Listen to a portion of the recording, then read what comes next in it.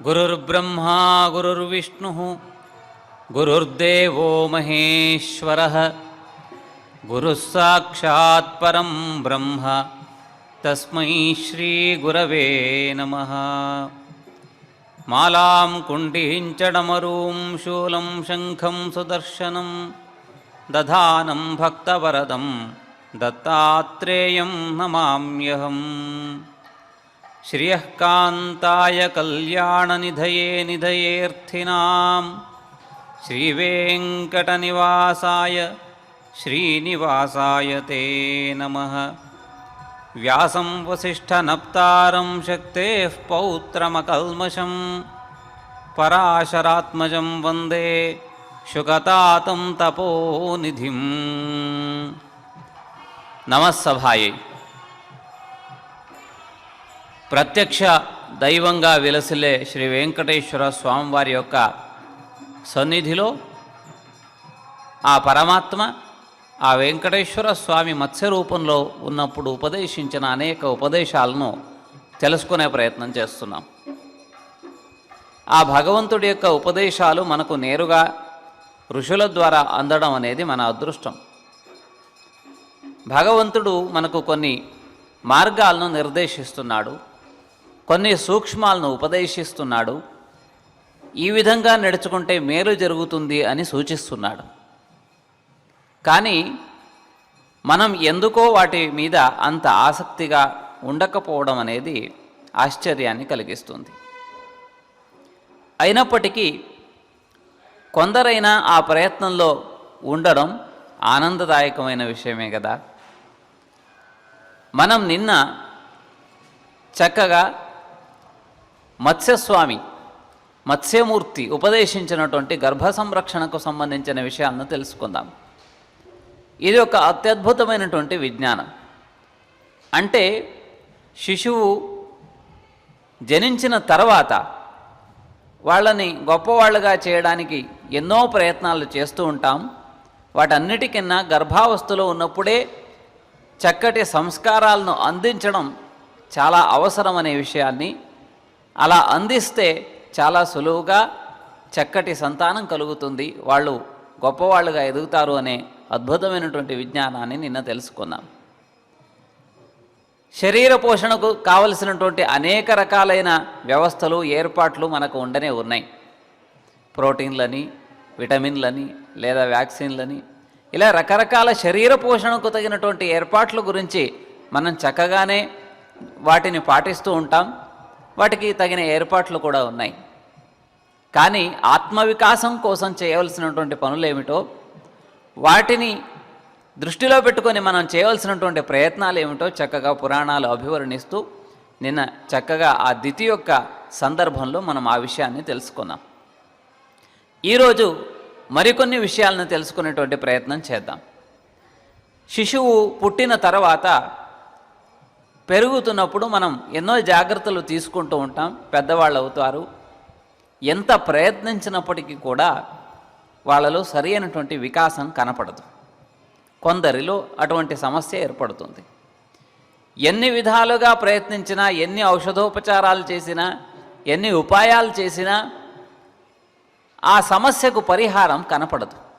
అంటే లౌకికమైన ఎన్ని ప్రయత్నాలు చేసినప్పటికీ కూడా ఆ సమస్య ఏమిటో, ఆ సమస్యకు పరిహారం ఏమిటో తెలియదు.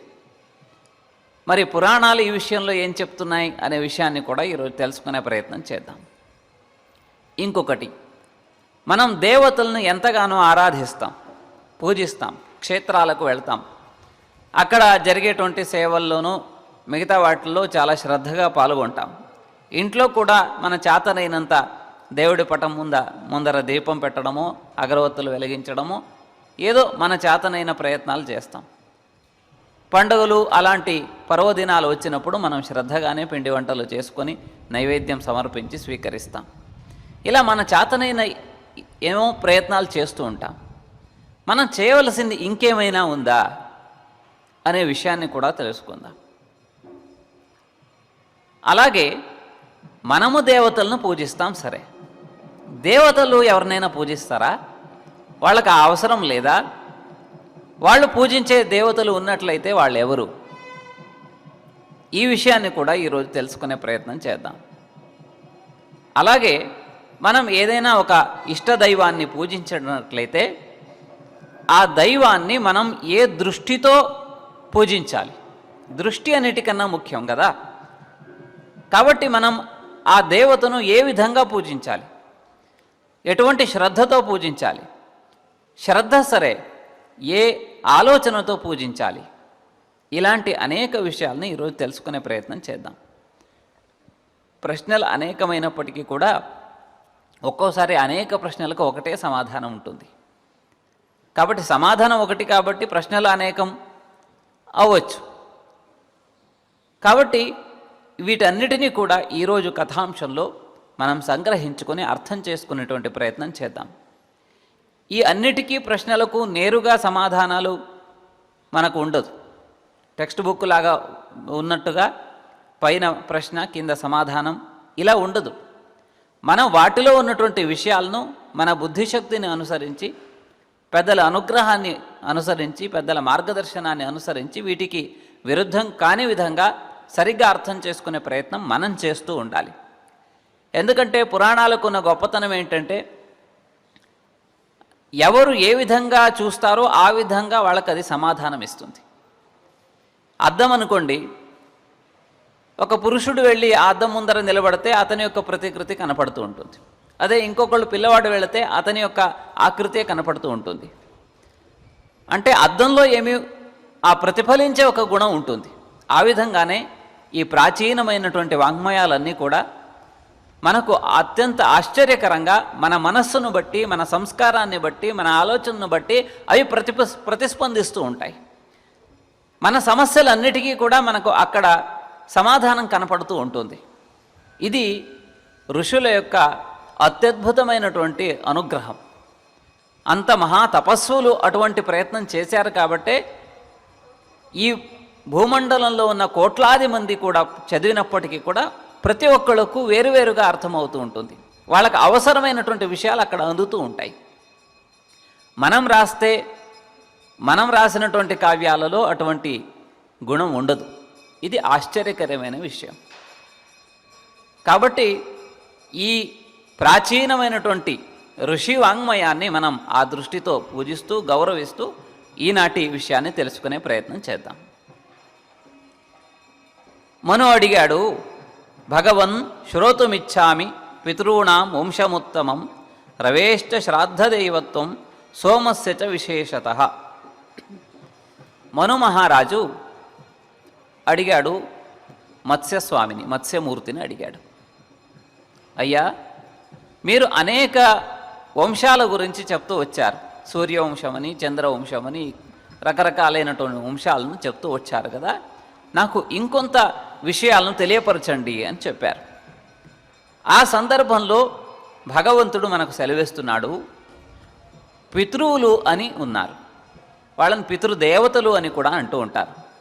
వాళ్లకు కూడా ఒక వంశ పరంపర ఉంది. వాళ్ళు కూడా భగవంతుడి యొక్క సృష్టితో పాటు సృష్టించబడినటువంటి వారు. వాళ్లకు విశేషమైనటువంటి ప్రాధాన్యతను ఇవ్వకపోవడం ఆశ్చర్యకరమైన విషయం. కాబట్టి ఆ పితృదేవతలకు సంబంధించినటువంటి స్వభావాలు ఏమిటి, వాళ్ళని అర్చించడం ఎలా మొదలైనటువంటి విషయాలను భగవంతుడు మనకు చక్కగా తెలియపరుస్తూ ఉన్నాడు. దేవతా గణాలు 7 రకాలుగా ఉంటాయి అని మనం ఇంతకు ముందు చెప్పుకున్నాం. ఋషులు కూడా సప్తర్షులు 7 ఉంటారు, దేవతా గణాలు కూడా 7 ఉంటాయి అని మనం ఇంతకు ముందు అనుకున్నాం. అదేవిధంగా పితృదేవతా గణాలు కూడా 7 ఉంటాయి. అంటే 7 రకాలైన సమూహాలు ఉంటాయి. వాళ్ళు వేరువేరు లోకాల్లో నివసిస్తూ ఉంటారు, వేరువేరే రకాలైనటువంటి అనుగ్రహాలను అనుగ్రహిస్తూ ఉంటారు. ఆశ్చర్యం ఏంటో చూడండి. హంతతే కథయిష్యామి పితॄణాం వంశముత్తమం స్వర్గే పితృగణా సప్త త్రయస్తేషాం అమూర్తయ. ఆ 7 గణాలలో 4 గణాలకు మాత్రమే రూపం ఉంది, మిగతా 3 గణాలకు రూపం లేదు. అంటే వాటికి విగ్రహాలను మనం చేయలేం, విగ్రహాల రూపంలో వాళ్ళను పూజించే అవకాశం లేదు, ఎందుకంటే వాటికి ఆ గణాలకు రూపం లేదు. దేవతలు అంటే మనం చెప్పబడేటువంటి ఇంద్రుడు మొదలైనటువంటి దేవతా గణాల గురించి ఏవైతే చెప్తామో ఆ దేవతలు కూడా పూజించేది ఎవరినంటే ఈ మూర్తి స్వరూపం లేనటువంటి ఆ 3 పితృగణాలను వాళ్ళు పూజిస్తారు. దేవతలు భగవంతుణ్ణి ఆరాధిస్తారు అనేది నిజమే, కానీ వాళ్ళు మనలాగా ఆరాధించరు, వాళ్ళకి అటువంటి వెసులుబాటు లేదు. మనం పరమాత్మను ఆరాధించాలంటే దేవాలయంలో ఆరాధిస్తాం, అదేవిధంగా ఇంటిలో కూడా మూర్తి రూపంలోనూ లేదా చిత్రపటం రూపంలోనూ ఏదో విధంగా మనం ఆరాధిస్తూ ఉంటాం. కానీ దేవతలకు అటువంటి వెసులుబాటు లేదు, వాళ్ళకు దేవాలయాలు లేవు, వాళ్ళకు మనకున్నట్టుగా పండగలు పబ్బాలు లేవు. దేవతలకు భగవంతుణ్ణి ఆరాధించడానికి ఉన్నటువంటి మార్గాలు చాలా తక్కువ. కాబట్టే వెంకటాచల మహాత్మ్యం లాంటి పురాణాలను చదివినప్పుడు దేవతలు ప్రతినిత్యం కూడా ఈ క్షేత్రానికి వచ్చి స్వామివారిని దర్శించుకొని ఆరాధిస్తారు అని చెప్తూ ఉంటారు. అది కాక తిరుమల క్షేత్రంలో ఒక అత్యద్భుతమైనటువంటి ఆచారం ఉంది. రాత్రిపూట పవళింపు సేవ జరిగిన తర్వాత స్వామివారి దగ్గర పూజలకు కావలసినటువంటి పదార్థాలను అన్నిటినీ కూడా అక్కడ సమకూర్చి పెడతారు. ఎందుకంటే ప్రాతకాలంలో బ్రహ్మాది దేవతలు వచ్చి అర్చన చేస్తారు. అంటే మనం అర్చించడానికి ముందుగా దేవతలందరూ కూడా అర్చిస్తారు. నిజంగా వాళ్ళ లోకంలోనే ఆ ఏర్పాట్లన్నీ ఉంటే ఇక్కడికి ఎందుకు వస్తారు? వాళ్ళకి అటువంటి ఏర్పాట్లు లేవు. వాళ్ళు ఉన్నదాన్ని చూసుకుంటూ ఉండడం, అనుభవించడమే తప్ప వాళ్ళకి కొత్తగా ఏ పుణ్యాన్ని దేనిని సంపాదించుకునేటువంటి అవకాశం లేదు మనకున్నట్టుగా. ఆ దృష్టిలో వాళ్ళకన్నా మనం చాలా అదృష్టవంతులం. తిరుమల క్షేత్రంలో మనం ఆరాధించడానికన్నా ముందుగానే దేవతలు ఆరాధిస్తారు. సాక్షాత్ బ్రహ్మగారే స్వామివారిని అర్చిస్తారు. కాబట్టి ఉదయం తలుపులు తెరచిన తర్వాత అర్చక స్వాములు చక్కగా అక్కడ స్వామివారి దగ్గర దేవతలు భగవంతుడికి నివేదించినటువంటి ఆ పూజా ద్రవ్యాలను వితరిస్తారు, అక్కడున్న వాళ్ళకి ఇస్తారు. దాన్ని బ్రహ్మతీర్థం అంటారు. అంటే బ్రహ్మగారు పూజించక, స్వామివారిని పూజించక మిగిలినటువంటి ఆ తీర్థాన్ని పంచిపెట్టే ఒక అత్యద్భుతమైనటువంటి ఆచారం ఇక్కడ ఉన్నది. కాబట్టి దేవతలు కూడా ఇక్కడ వచ్చి ఆరాధిస్తూ ఉంటారు. అటువంటి దేవతలకు మనకున్నట్టుగా పూజా విధానాలు లేదు, కానీ ఆ దేవతలు కూడా ఆరాధిస్తారు ఈ 3 పితృగణాలను. ఎందుకు ఆరాధిస్తారు అంటే వాళ్ళు పూర్వదేవతలుగా పిలువబడ్డారు, దేవతల కన్నా శ్రేష్ఠులుగా పిలువబడ్డారు, దేవతల కన్నా జ్యేష్ఠులు వాళ్ళు. దేవతలు కూడా గౌరవించే ఒక స్థాయిని, సామర్థ్యాన్ని ఆ పితృదేవతలు పొంది ఉన్నారు. కాబట్టి ఒక అత్యద్భుతమైనటువంటి మాటలు మాట్లాడుతూ ఈ పితృదేవతలను మనం కూడా ఆరాధించాలి. ఎప్పుడు? దేవతలను ఆరాధించడానికి ముందుగానే మనం వాళ్లకు నమస్కరించాలి. ఇది ఈ కూర్మ పురాణంలో చెప్పబడిన అత్యద్భుతమైనటువంటి విషయం. ఈ విషయాన్ని మనం చాలా చోట్ల సంప్రదాయంలో ఉన్నవాళ్ళు ఆరాధిస్తూ ఉంటారు. వివాహాలు మొదలైన శుభకార్యాలు చేసే ముందు పితృదేవతలకు నమస్కరించి పూజిస్తారు. కొన్ని చోట్ల వాటిని విస్మరిస్తూ ఉండడం చాలా ప్రమాదకరమైనటువంటి విషయం. అంటే పితృదేవతలు మనల్ని రక్షించడం కోసం తల్లిదండ్రులుగా, పితృవులుగా ఆవిర్భవించి ఉంటారు. ఈ మాట నేను ఎలా చెప్పగలుగుతున్నాను అంటే, చూడండి, ఎంత దుర్మార్గులైనప్పటికీ కూడా మిగతా వాళ్ళ విషయంలో, తమ పిల్లల విషయంలో ఎంతో వాత్సల్యాన్ని చూపెడుతూ ఉంటారు, ఎంతో ఆప్యాయతను చూపెడతారు. ఆ పిల్లలను పెంచడం కోసం, వాళ్ళు సుఖంగా ఉండడం కోసం ఎన్నో తంతాలు పడతారు. మిగతా వాళ్ళ దృష్టిలో వాళ్ళు చెడ్డవాళ్ళు కావచ్చు కొంతమంది, అయినప్పటికీ కూడా వాళ్ళు తల్లిదండ్రులుగా ఎంతో పిల్లలను, బిడ్డలను రక్షిస్తారు. అంటే పితృదేవతలు తల్లిదండ్రుల రూపంలో మనల్ని రక్షిస్తున్నారు. కాబట్టి వాళ్ళు ప్రత్యక్షంగా ఉన్నప్పుడు మనం ప్రతి పనిలోనూ ఏ పని చేసినా వాళ్ళకి చెప్పడము, వాళ్ళ ఆశీర్వాదాన్ని తీసుకొని మంచి పనులను ప్రారంభించడము, అలాగే చెడ్డ పనులను చేయకపోవడం, ఇవి చేయాలి. వాళ్ళు ప్రత్యక్షంగా లేనప్పుడు వాళ్ళను పితృదేవతలుగా ప్రతి సందర్భంలోనూ స్మరించుకోవాలి. గృహప్రవేశం కావచ్చు, లేదా వివాహం కావచ్చు, ఏ పని చేయడానికన్నా ముందర పితృదేవతలను ఆరాధించి తీరాలి. ఇది ఒక ప్రధానమైన విషయం. ఇంకో విషయం మనం తెలుసుకునే ప్రయత్నం చేశాం. ఏమిటి? పిల్లలు అంటే మన సంతానం పెరుగుతున్నప్పుడు ఎన్ని రకాల ప్రయత్నం చేసినా వాళ్ళు ఎదగకుండా ఉండడం అనేది కొన్ని చోట్ల కొన్ని సందర్భాల్లో కనపడుతూ ఉంటుంది.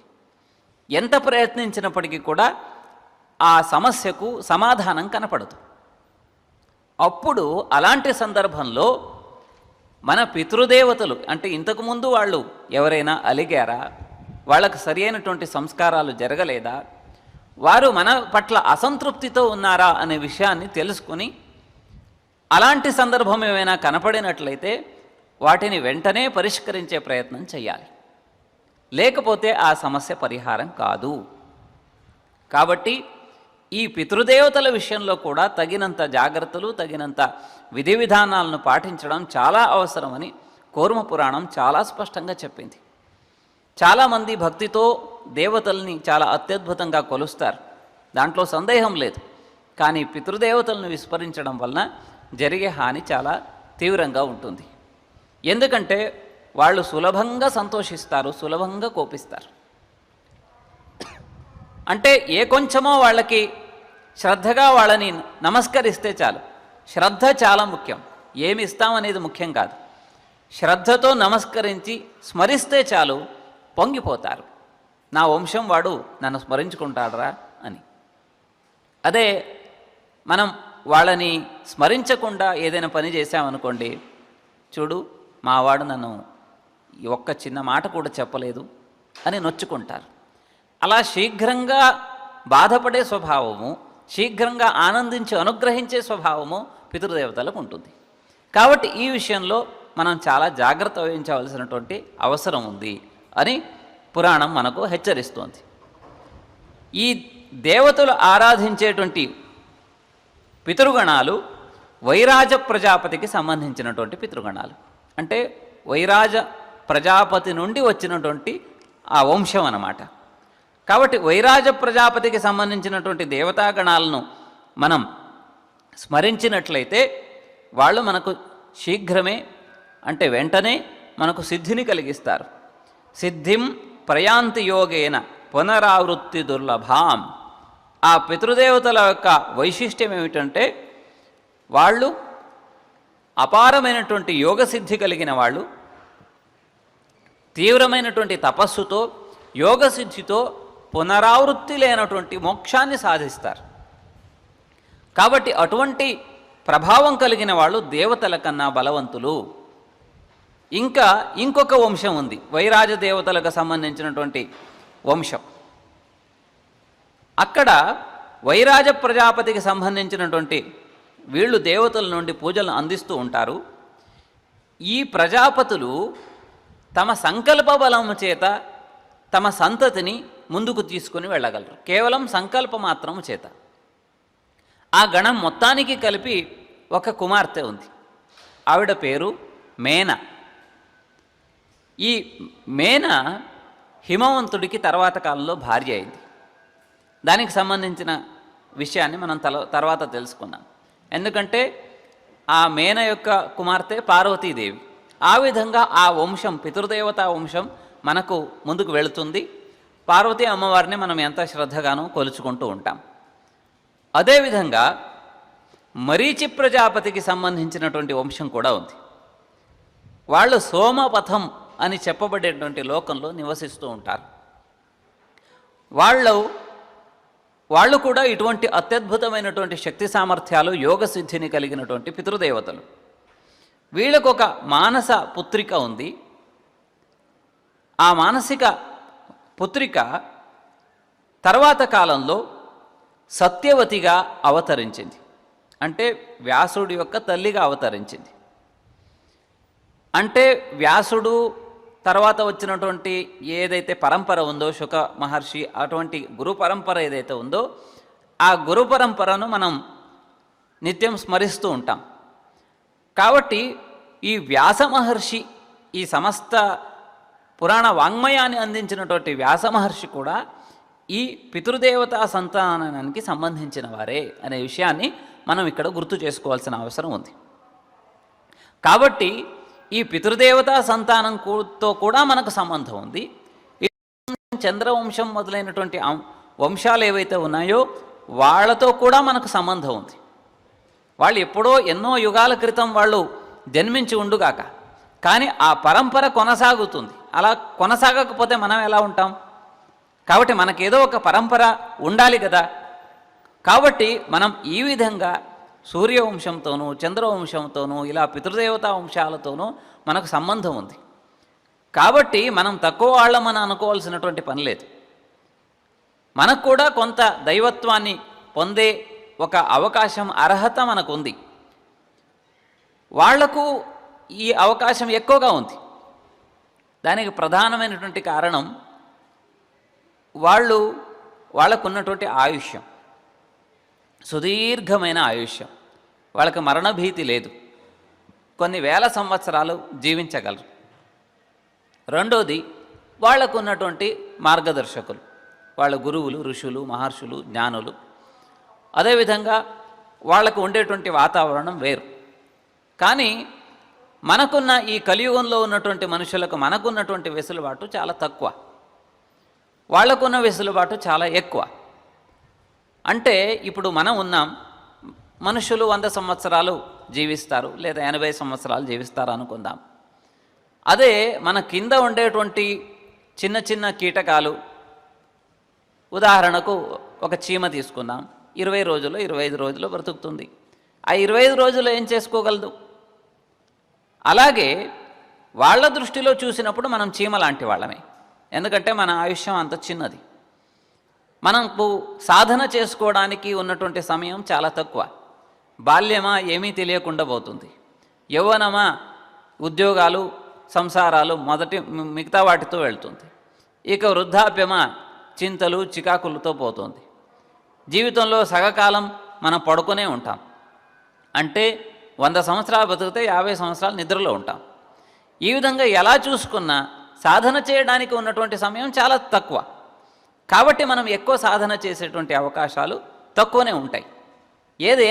ఏమైనప్పటికీ మనకు కొంత వెసులుబాటు లేదా ఓ 10 జన్మలు ప్రయత్నం చేసినా కానీ ముందుకు వెళ్ళేటువంటి అవకాశం ఖచ్చితంగా ఉంది. కాబట్టి నిరాశపడవలసినటువంటి అవసరం లేదు. కాబట్టి పురాణాలు మనకు అటువంటి స్ఫూర్తిని ఇస్తున్నాయి. మానవులు దేవతల దృష్టిలో చాలా తక్కువ వాళ్ళైనప్పటికీ కూడా మనకున్నటువంటి అవకాశాలు కూడా చాలా అత్యద్భుతంగా ఉన్నాయి. కాబట్టి నిరాశపడవలసిన అవసరం లేదు, ముందుకు వెళ్ళండి అనే ఒక దివ్యమైనటువంటి సందేశాన్ని మనకు ఇస్తున్నారు. అదేవిధంగా పితృదేవతల్లో 3వ గణం, అంటే దేవతలు ఆరాధించే 3 గణాల్లో 2 గణాల గురించి నేను చెప్పాను. 3వ గణం ఏమిటంటే విభ్రాజ అని చెప్పబడేటువంటి గణం. వీళ్ళు పులస్త్య ప్రజాపతి యొక్క కుమారులు. పులస్త్య ప్రజాపతి యొక్క కుమారులు కాబట్టి వీళ్ళు చాలా అత్యద్భుతమైనటువంటి తపశ్శక్తి కలిగి వీళ్ళు కూడా మానవ సముదాయాన్ని అనుగ్రహిస్తూ ఉంటారు. వాళ్ళు పితృదేవతలుగా మనల్ని ఎప్పుడూ కూడా రక్షిస్తూ ఉంటారు. కాబట్టి ఈ 3 గణాలను కూడా మనం సరి అయినటువంటి సమయంలో, సరి అయినటువంటి విధానంలో వాళ్ళని ఆరాధించడం చాలా ముఖ్యమైనటువంటి విషయం. ఇక మనం దీనికి సంబంధించిన ఈ దేవతలకు సంబంధించినటువంటి కాస్త వాళ్ళ వంశానికి సంబంధించిన విశేషాలను తెలుసుకునే ప్రయత్నం చేద్దాం. నేను ఇంతకు ముందు చెప్పాను, మేన అనే ఒక కుమార్తె ఈ వైరాజ గణానికి సంబంధించిన పితృదేవతలకు మానసపుత్రిక. ఆమెను హిమవంతుడికి ఇచ్చి వివాహం చేశారు. హిమవంతుడికి మేనకు 3 పిల్లలు, ఆడపిల్లలు కలిగారు. ఉమ, అదేవిధంగా ఏకపర్ణ అపర్ణ అని, ఉమా, ఏకపర్ణ, అపర్ణ అనే ముగ్గురు పిల్లలు అంటే ఆడపిల్లలు కలిగారు. వాళ్ళందరూ కూడా తీవ్రమైనటువంటి తపస్సులో నిష్ణాతులై తపస్సును సాధించారు. అదేవిధంగా రుద్రస్యైక భృగోశ్చైక జైగీషవ్యస్య చాపర దత్తా హిమవత బాలాహ సర్వాలోకే తపోధికాహ. హిమవంతుడు ఆ కుమార్తెలు పెరిగిన తర్వాత యవనావస్థకు వచ్చిన తర్వాత రుద్రుడికి ఒక కుమార్తెను, అదేవిధంగా భృగువుకి ఒక కుమార్తెను, జైగీషవ్య అనే మహర్షికి ఒక కుమార్తెను ఇచ్చి వివాహం చేశాడు. తర్వాత వాళ్ళ సంతానం, వాళ్ళ వంశం తర్వాత ముందుకు వెళ్ళింది. అంటే ఇవి ఒక రకంగా పితృదేవతలకు సంబంధించినటువంటి వంశం, అంటే మేన దగ్గర నుండి కొనసాగినటువంటి వంశం. అదేవిధంగా దాక్షాయిణి, దక్షుడి యొక్క కుమార్తె, ఆమెను సతీదేవి అని కూడా అంటూ ఉంటాం. ఆ సతీదేవికి సంబంధించినటువంటి ఒక కథ కూడా ఈ పురాణంలో, కూర్మ పురాణంలో ఉంది. మనం విన్న కథ కన్నా కొంచెం వేరుగా ఉంది. దక్ష ప్రజాపతి యొక్క కుమార్తెగా ఆమె ఆవిర్భవించింది. ఆ సతీదేవి మహాతపస్సు కలిగినటువంటి ఆ సతీదేవి కాలక్రమంలో అపారమైనటువంటి తపస్సును సాధించింది. తర్వాత దక్ష ప్రజాపతి ఒకనాడు ఒక గొప్ప యజ్ఞాన్ని ప్రారంభించాడు. దక్ష ప్రజాపతి చేసినటువంటి యజ్ఞం గురించి, తర్వాత జరిగిన మిగతా కార్యక్రమాల గురించి మనకు మిగతా పురాణాల్లో విస్తృతంగా ఉంది. ఇక్కడ ఉన్నటువంటి కథ సంక్షేపంగా ఉంది. సంక్షేపంగా ఉంది కదా అని ఆ కథకు విరుద్ధమైన కథ అని అనుకోవాల్సిన అవసరం లేదు. అది ఒక కోణంలో ఆ కథను మన ముందర ఉంచారు. ఇక్కడ కూర్మ పురాణంలో అదే కథను ఇంకొక కోణంలో ప్రదర్శించే ప్రయత్నం చేశారు. కాబట్టి దక్ష ప్రజాపతి ఒక గొప్పదైనటువంటి యజ్ఞాన్ని తలబెట్టినప్పుడు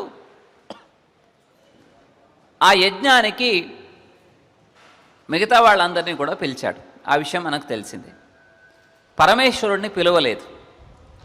అప్పుడు ఈ సతీదేవి ప్రశ్నించింది, ఏమని? కిమర్థం తాత భర్తామే యజ్ఞే అస్మిన్ అభిసమ్మంత్రిత అన్నప్పుడు, అంటే అందరినీ పిలిచారు నాన్నగారు, నా పతి అయిన పరమేశ్వరుడిని మీరు ఎందుకు పిలవలేదు అని అడిగారు.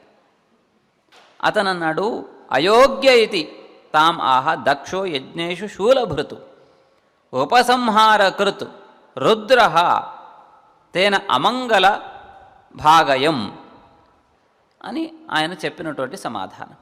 రుద్రుడిని నేను పిలవలేదు. ఎందుకు అంటే ఆయన అయోగ్యుడు, అంటే ఆయనకి యజ్ఞంలో భాగాన్ని స్వీకరించే అర్హత లేదు. ఎందుకు లేదు అనంటే ఆయన ఉపసంహారకృత్, అన్నిటినీ నశింపచేసేవాడు, అంటే సంహారాలను చేసేవాడు. రుద్రుడు అంటే భయంకరమైన వాడు, కోపిష్టి. అదేవిధంగా అమంగళ భాగ్ అయం, అంటే అమంగళాలకు ఆయన నిధి. ఏదైనా అమంగళం ఉంటే దానికి శివుడు అధిదేవతగా ఉంటాడు. ఇది ఆయన చెప్పినటువంటి విషయం. అంటే శుభాలకు అనేక దేవతలు ఉంటారు. అలాగే శుభం ఉన్న చోట అశుభం కూడా ఉంటుంది. వెలుతురున్న చోట వెలుతురుకు విరుద్ధంగా చీకటి కూడా ఉంటుంది. ఒక దీపం వెలిగించామనుకోండి, ఆ దీపానికి తగినటువంటి నీడ కూడా ఉంటుంది కదా. ఇప్పుడు ఎండ వచ్చింది, ఎండకు ఎదురుగా మనం వెళ్తే నీడ కూడా ఉంటుంది కదా. కాబట్టి ఈ వెలుతురు చీకటిలాగా శుభం అశుభం రెండూ ఉంటాయి, రెండు సమపాళ్లలో ఉంటాయి. ఇది జగత్తు యొక్క సృష్టి నియమం. కాబట్టి శుభాలకు దేవతలు ఉన్నప్పుడు అశుభానికి కూడా ఉండాలి కదా. ఆ పరమేశ్వరుడు సమస్త జగత్తును అనుగ్రహించడం కోసం మంగళకారకుడు కాబట్టి ఆయన ఈ అమంగళాన్ని చాలా ఆనందంగా స్వీకరించాడు. అమృతాన్ని స్వీకరించడానికి అంతమంది దేవతలు సిద్ధంగా ఉన్నారు. కానీ వచ్చిన హాలాహలాన్ని స్వీకరించడానికి ఒక్క శివుడు మాత్రమే ముందున్నాడు.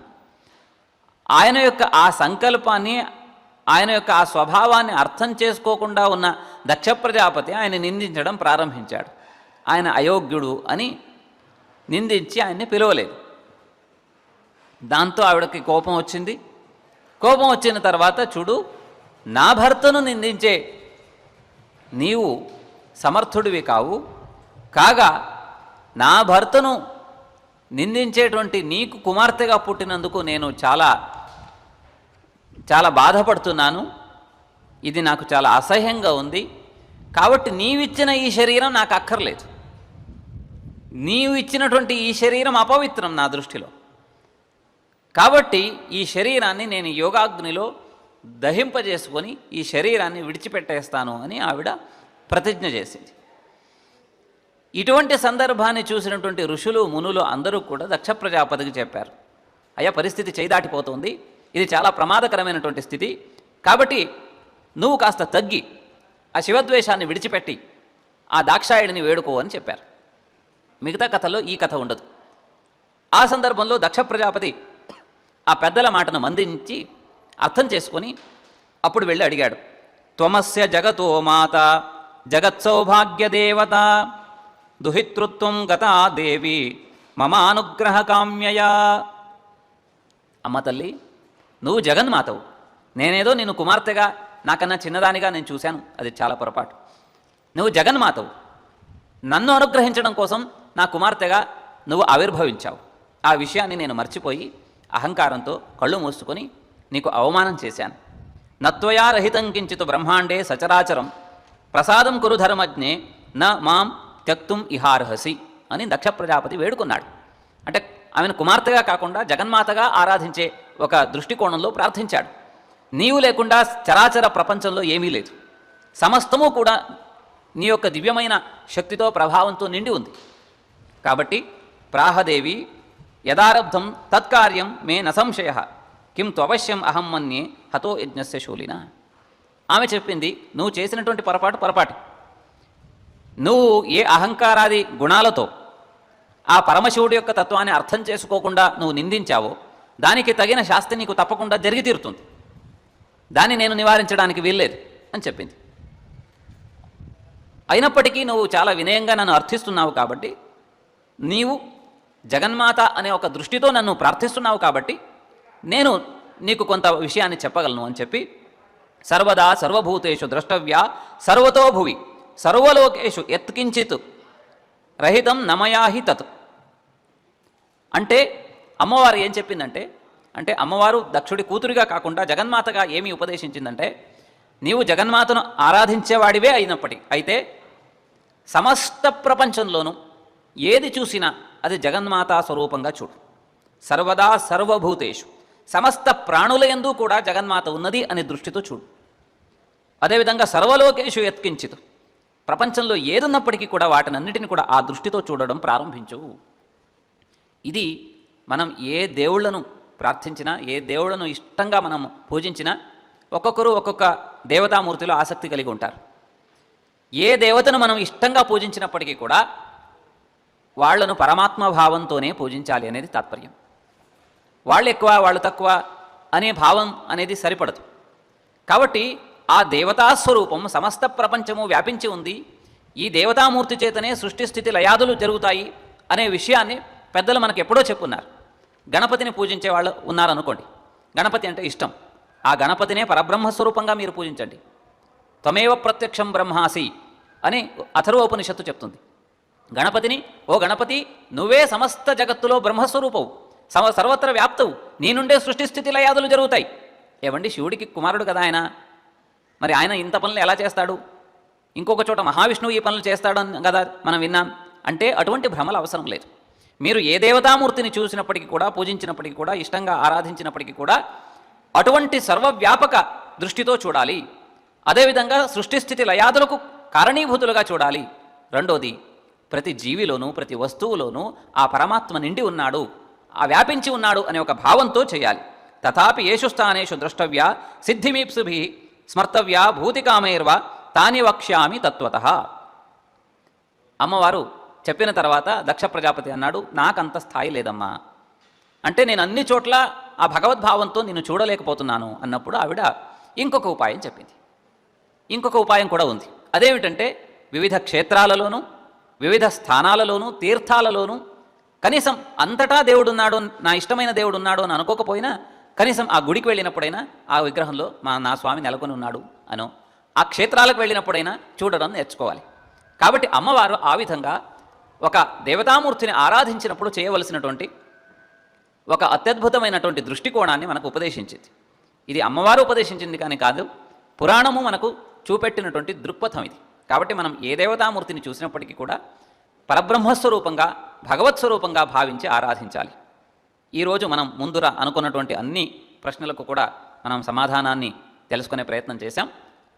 రేపు మరొక విషయాన్ని మనం తెలుసుకునే ప్రయత్నం చేస్తూ మంగళాన్ని పాడదాం. యదక్షర పదభ్రష్టం మాత్రాహీనం చ యద్భవేత్ తత్సర్వం క్షమ్యతాం దేవ నారాయణ నమోస్తుతే.